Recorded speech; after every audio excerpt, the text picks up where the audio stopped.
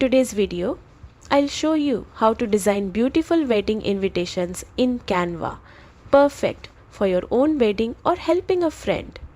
Don't forget to like and subscribe for more Canva tips. Start by heading to Canva's website and logging into your account. At the top of the home page, you'll see the search bar. Type wedding invitation and press enter. You'll now see a wide variety of professionally designed templates. Take your time exploring them and select one that matches the style or theme of your wedding, be it traditional, modern, or whimsical. Once you've chosen a template, click Customize this template to enter Canva's Design Studio. Here you can personalize every detail. Click on text boxes to update names, dates, times, and other event details. Adjust fonts, sizes, and colors to match your wedding theme perfectly. Next, explore Canvas tools on the left side of the screen.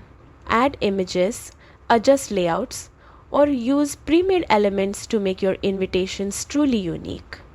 Play around with the design until it feels just right. Finally, review all details carefully to catch any errors. Once satisfied, download your invitation as a PDF for print or an image file for digital sharing. And just like that, you've created stunning, personalized wedding invitations in Canva. Happy designing and enjoy making your special day extra memorable.